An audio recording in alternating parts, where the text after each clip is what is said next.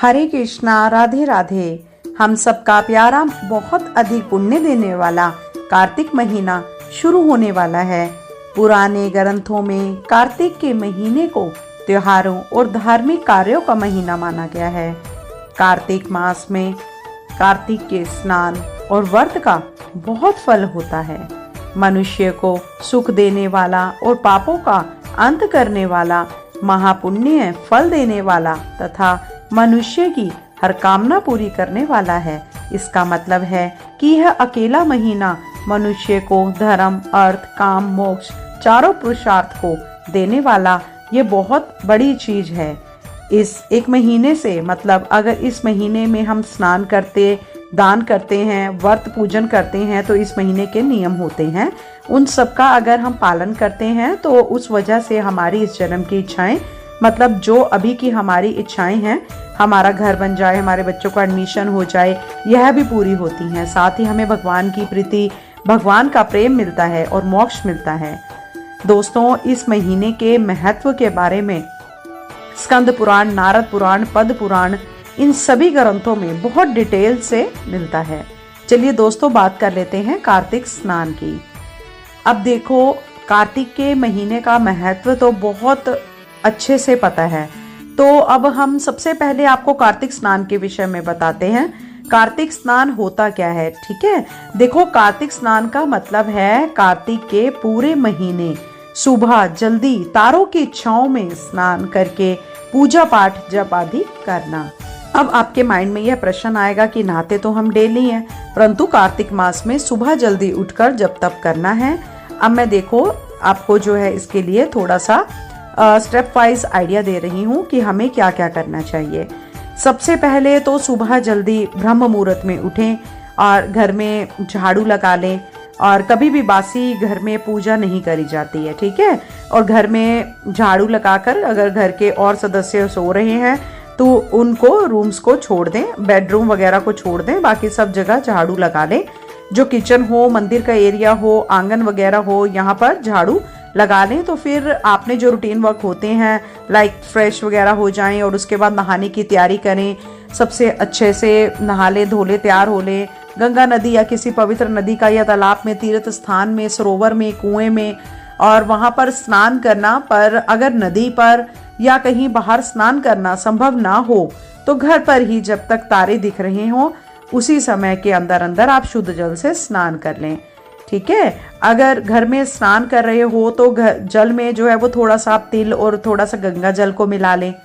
और शास्त्रों में यह हमारे विधान लिखा हुआ है कि कार्तिक स्नान करने वाले को सुबह जल्दी उठकर नित्य कर्म से निवृत्त होकर नदी, तालाब आदि के साफ पानी में प्रवेश करना चाहिए। आधा शरीर पानी में डूबा रहे, पानी में इस प्रकार खड़े होकर स्नान करना चाहिए। मतलब ऐसा नहीं है कि कोई पोखर है, वहाँ बिल्कुल भी चित्रा सा भी पानी नहीं है और जहाँ पर आप सोचो मैं यहीं पर नहा लूँ, स्नान कर लूँ, ऐसा बिल्कुल नहीं करना है। आपको जब किसी नदी तालाब में जाना है तो एटलीस्ट उसमें इतना पानी होना चाहिए कि आपका आधा शरीर उसमें डूब जाए, ठीक है। गृहस्थ लोगों को जो है नहाते हुए आंवले का चूर्ण को और काले तिल को जो है लेकर स्नान करना चाहिए।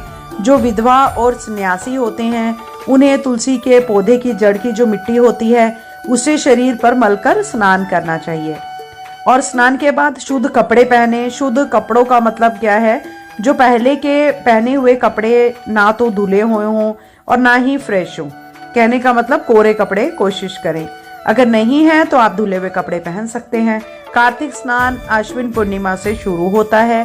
जो आश्विन पूर्णिमा वाले दिन जब तक पहले दिन तक कार्तिक स्नान शुरू करें, तब कार्तिक स्नान का संकल्प आप जरूर लें।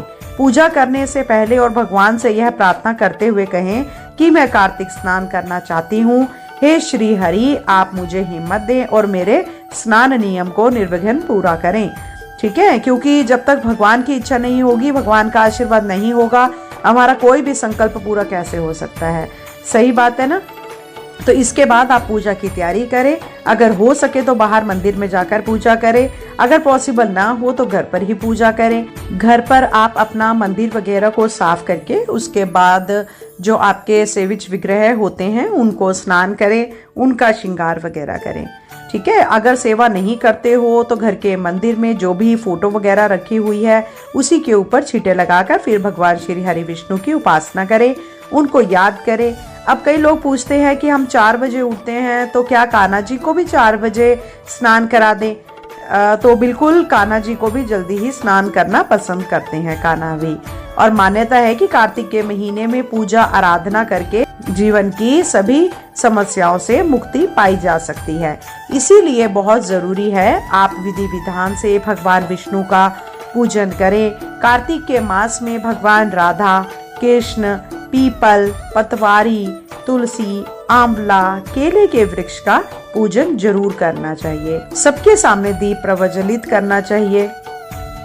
और अब आप समझिए, अगर आपके घर के आसपास जो है वो कोई वृक्ष नहीं है, ना ही केले का है या आंवले का भी वृक्ष नहीं है या बहुत दूर पे है, तो जो आपके पास है उसकी पूजा कर ले, ठीक है। पर पूजा कर जरूर ले। इस महीने को आप व्यर्थ ना जाने दें। अगर आपके पास सिचुएशन ऐसी है, पॉसिबल ही नहीं हो पा रहा, तो आप सुबह के टाइम नहीं जा पा रहे हैं तो आप शाम को कर सकते हैं, या कोई दिन निर्धारित कर सकते हैं कि हर वीरवार करूंगी या हर एकादशी करूंगी, इस तरह भी कर सकते हैं। इसके बाद घर में पूजा के बाद मंदिर जाना बहुत अच्छा होता है, बहुत अच्छा है, ठीक है। अगर आप मंदिर जाएं तो कोशिश करें मंदिर जरूर जाना। अगर व्यवस्था नहीं बन पा रही है तो मंदिर बहुत दूर है तो मैं कुछ कह नहीं सकती, अदरवाइज आप घर पे पूजा करने के बाद मंदिर अवश्य जाएं, भजन कीर्तन करें, कार्तिक महात्म और कार्तिक की कहानियां जरूर सुनना। जो ये कार्तिक का स्नान होता है ये विवाहित और कुंवारी सबके लिए बहुत फलदायी होता है, चाहे विवाहित स्त्री हो, कुंवारी स्त्री हो, विवाहित पुरुष हो, कुंवारे पुरुष हो, सबके लिए बहुत फलदायी होता है।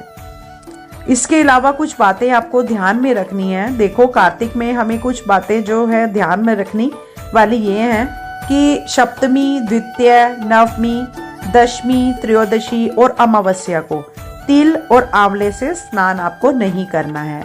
इस दिन इसका स्नान नहीं किया जाता है।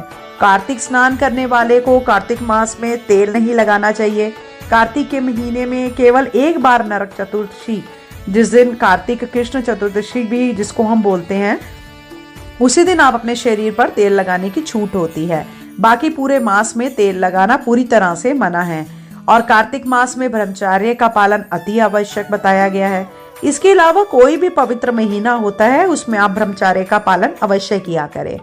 कार्तिक मास में तपस्वियों के साथ जो है वो समान व्यवहार करना चाहिए, बेहद संयमित जीवन जीना चाहिए।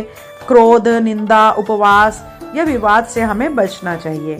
इसी के साथ साथ हमें स्नान जो है वो हमेशा कपड़े पहन के करना चाहिए, क्योंकि कई लोग ऐसे हैं कि पूरी तरीके से शरीर पर निर्वस्त्र होकर जो है वो स्नान करते हैं, तो ऐसा ठीक नहीं माना जाता है। हमारे पूरे तन पर कहीं ना कहीं कोई वस्त्र अवश्य होना चाहिए, उसके पश्चात ही स्नान करना चाहिए।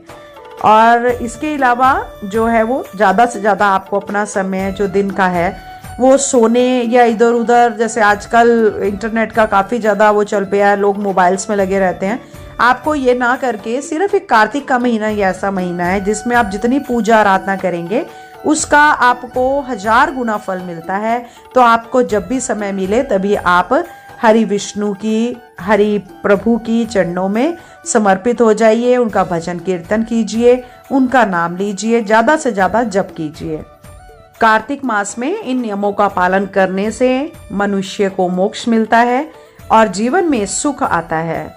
दोस्तों, कार्तिक मास के नियम की अगर हम बात कर लेते हैं, अब आपको कार्तिक मास के कुछ नियम बताती हूँ जिनको करने से हमें शुभ फल मिलते हैं और हमारी हर मनोकामनाएं पूर्ण होती हैं। दोस्तों, आप अपनी सामर्थ्य और इच्छा के अनुसार इन्हें चुन सकते हो।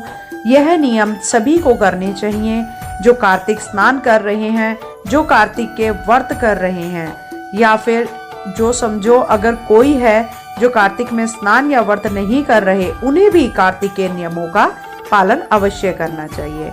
अगर आप सभी नियम नहीं कर सकते तो अपनी सामर्थ्य के अनुसार जितने ज़्यादा से ज़्यादा हो सके उतने नियमों का आप पालन करें। नियम क्या है? पहली चीज होती है कार्तिक महात्म और कार्तिक की कहानियों को सुनना पढ़ना, ठीक है। तो पूजा के बाद आप जरूर से कार्तिक महात्म और कार्तिक की कहानियां सुने। दूसरी चीज, ज्यादा से ज्यादा नाम जप और मंत्र जाप करें। ओम नमो भगवते वासुदेवाय, इस मंत्र का जप करना बहुत ज्यादा फलदायी रहेगा। इसके अलावा अगली बात यह है, जो कार्तिक स्नान कर रहे हैं वो सुबह पूजा के बाद कार्तिक महत्व और कार्तिक कहानियां सुने। जो कार्तिक स्नान नहीं कर रहे वो जब भी पूजा करे तब नियम से रोज कार्तिक महत्व और कार्तिक की कहानियां सुने। दूसरा, हिंदू धर्म में इस महीने में कुछ परहेज बताए गए हैं और इन परहेजों में शराब पीना निषेध है, लहसुन प्याज मांसाहारी खाना जो है वो बिल्कुल छोड़ देना चाहिए, इसमें बिल्कुल सात्विक भोजन करना चाहिए। इसके अलावा अगली बात यह है कि कार्तिक के महीने दोपहर में बिल्कुल नहीं सोना अच्छा नहीं माना जाता, बिल्कुल नहीं सोना चाहिए। अगर आप सिर्फ कार्तिक स्नान कर रहे हो और कार्तिक व्रत नहीं, तो भी आप कोशिश करें विशेष तिथियों जैसे आश्विन पूर्णिमा या महीने की दोनों एकादशियों के व्रत, अमावस्या का व्रत और पंचपीखू लास्ट के 5 दिन का व्रत आप जरूर करें। इसके अलावा आप ये भी कर सकते हैं कि आप सूर्य देव की आराधना अवश्य करें। इन दिनों में जो है कार्तिक मास में सूर्य देव की पूजा आराधना करना भी काफी अच्छा माना जाता है, बहुत फलदायी होता है। कार्तिक महीने में सूर्य की उपासना करना बहुत अच्छा है, उससे मनोकामनाएं पूर्ति होती हैं। अच्छा दोस्तों, अगर आप बात करें तो कार्तिक व्रत कैसे होता है, कार्तिक में हमें क्या खाना चाहिए क्या नहीं खाना चाहिए, ये सब चर्चा मैं आपके साथ नेक्स्ट वीडियो में करूंगी। अब दोस्तों बात यह है कि अगर हम कार्तिक में स्नान ही ना कर पाएं तो फिर हमें क्या करना चाहिए या हम क्या कर सकते हैं। देखो, अब ये तो हो गया कार्तिक स्नान का तरीका, ठीक है, पर कोई भी पॉसिबिलिटी ऐसी बन जाती है जिसमें हम स्नान नहीं कर पाते, तो साधक जो कार्तिक स्नान नहीं कर पा रहे हैं किसी भी वजह से, तो क्या कार्तिक को यूं ही जाने दें, कार्तिक में कुछ ना करें। तो देखो, हमारे शास्त्रों में कार्तिक में कुछ करने योग्य शुभ कार्य बताए गए हैं जिन्हें करने से बहुत अधिक पुण्य मिलता है। मैं आपको यह सभी काम पॉइंट्स में बता रही हूँ, ठीक है, आप नोट कर सकते हैं। आप अपनी इच्छा अनुसार सभी या कुछ कार्य करने के लिए भी एग्री हो सकते हैं। जो कार्तिक स्नान और व्रत करते हैं वो तो ये सब काम करते ही हैं, ठीक है, पर अगर आप किसी की वजह से या किसी वजह से कार्तिक स्नान या व्रत नहीं कर पा रहे हो तो आप क्या करें, इन कामों को कर ले जो मैं आपको बता रही हूँ, बहुत पुण्य और बहुत ज्यादा फलदायी होगा। अब करना क्या है, पहला, कार्तिक महीने में दान का बहुत महत्व है। रोज नियम से दान करने का नियम ले सकते हो, ठीक है। आप चाहो तो पैसे, किसी भी चीज का दान रोज करने का ये नियम ले सकते हैं। जैसे सुबह उठकर आपने पूजा कर ली, उसके पश्चात आपने नियम है कि भाई मैं किसी ना किसी चीज को कुछ दान जरूर करूंगी, तो मैंने इतने रुपए दान कर दिए, या समझो मैं कोई फल का दान जरूर करूंगी, कोई घर में चावल चीनी कुछ भी चीज है उस चीज का दान कर सकते हो। 2 सामान या पैसे का भी आप दान कर सकते हो, किसी भी चीज का दान करने का आप अपना नियम बना सकते हैं, ठीक है। अगली बात यह है कि रोज तुलसी का पूजन करना, पूरे महीने तुलसी पर जल चढ़ाना, दीप जो है वो प्रज्वलित करना और तुलसा महारानी की स्तुति आरती प्रार्थना करना। पर याद रखना, रोज पूजा के नियम में भी रविवार को तुलसी महारानी की पूजा प्रार्थना नहीं होगी और इससे नियम खंडित नहीं माना जाएगा, क्योंकि यह नहीं करने को तुलसा महारानी ने स्वयं कहा है, ठीक है। अगर आप मान लो कि कोई काम है जो मैं आपको कह रही हूँ कि आप ये मेरे लिए करो, ठीक है, और मेरे कहने के बावजूद भी अगर आप वो काम को जो है वो नहीं कर रहे हैं और अपने मन से कोई काम कर रहे हैं, तो ऐसे में मैं क्रोधित होंगी। सेम उसी तरह से तुलसा जी ने भी मना किया हुआ है कि रविवार के दिन उनकी पूजा आराधना या उनको टच करना, उनको स्पर्श करना वर्जित है। ये कहना चाहूंगी कि ऐसा करने से, अगर आप रविवार को तुलसा माता को जल नहीं देते हो तो ऐसा करने से आपका जो नियम है वो खंडित नहीं माना जाता। अगली बात है, कार्तिक मास में नदी स्नान का बहुत महत्व होता है, इसीलिए अगर आप रोज किसी नदी पर जाकर स्नान नहीं कर सकते तो कम से कम महीने में 1 या 3 बार या किसी पवित्र नदी में या किसी पवित्र दिन वाले दिन, अच्छे दिन वाले दिन आप स्नान जरूर कर लें, ठीक है।